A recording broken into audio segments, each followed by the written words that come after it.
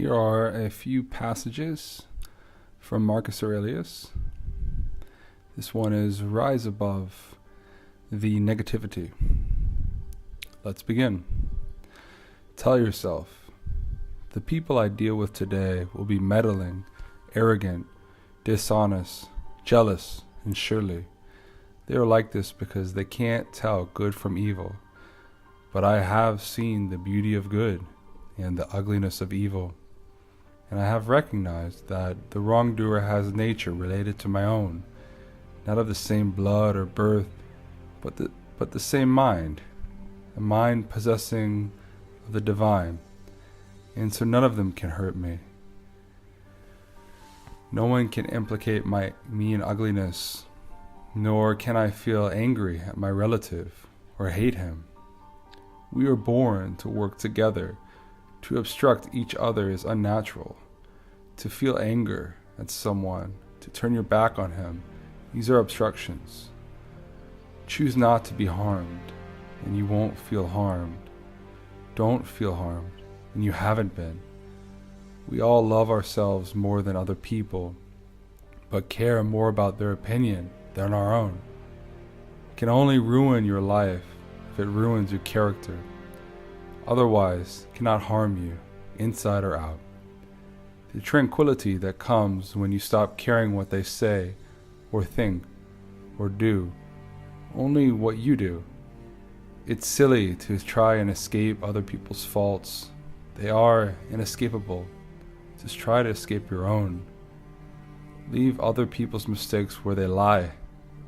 That kindness is invincible, provided it's sincere, not ironic or an act. This next passage is about conducting yourself properly. Let's begin. Independence and unvarying reliability. Be the same in all circumstances. Intense pain, the loss of a child, chronic illness. A man can show both strength and flexibility. Accept favors from friends without losing your self-respect or appearing ungrateful.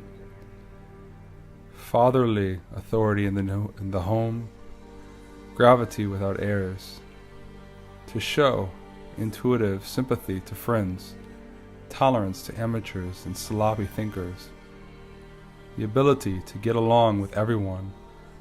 To investigate and analyze with understanding and logic, not to display anger or other emotions, to be free of passion and yet full of love, to praise without bombast, to display expertise without pretension, not to be constantly correcting people, and in particular, not to jump on them whenever they make an error of usage or a grammatical mistake or mispronounce something, but just answer their question or add another example or debate the issue itself, not their phrasing, or make some other contribution to the discussion and insert the right expression unobtrusively, never under compulsion, out of selfishness, without forethought, without misgivings. No surplus words or unnecessary actions. Let the spirit in you represent a man, taking up his post like a soldier, and patiently awaiting his recall from life, needing no oath or witness, cheerfulness, without requiring other people's help or serenity supplied by others, to stand up straight, not straightened. This next passage is on using your mind as the powerful tool that it is. Concentrate every minute on doing what's in front of you with precise and genuine seriousness, tenderly, willingly, with justice, and on freeing yourself from all other distractions. You do everything as if it were the last thing you were doing in your life, and stop being aimless Stop letting your emotions override what your mind tells you. Stop being hypocritical, self-centered, irritable. You need to avoid certain things in your train of thought. Everything random and irrelevant, and certainly everything self-important or malicious. You can lead an untroubled life provided you can grow, can think, and act systematically.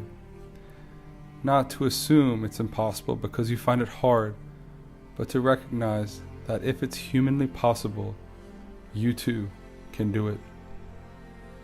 Your responsibilities can be broken down into individual parts as well. Concentrate on those and finish the job methodically. Practice really hearing on what people say. Do your best to get inside their minds. Today, I escaped from anxiety. No, I discarded it because it was within me, in my own perceptions, not outside. This next passage is on focusing on your own internal rhythms. People try to get away from it all, to the country, to the beach, to the mountains, which is idiotic. You can get away from it all anytime you like by going within. Nowhere you can go is more peaceful, more free of interruptions than your own soul. Ignoring what goes on in other people's souls, no one can ever come to give that grief away. But if you won't keep track of what your own soul's doing, how can you not be unhappy? To shrug it all off and wipe it clean, every annoyance and distraction, and reach utter stillness. The things you think about determine the quality of your mind. Your soul takes on the color of your thoughts. When jarred, unavoidably by circumstance, revert at once to yourself, and don't lose the rhythm more than you can help. You'll have a better grasp of the harmony if you can keep on going back to it.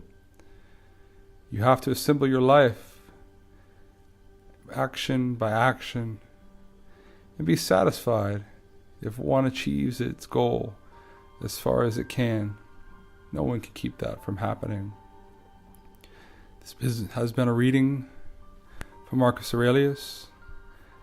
These have been random passages to a video recorded in Shanghai and Jing'an. I hope you enjoy, and I hope that Mr. Aurelius still lives on within us all. Take care.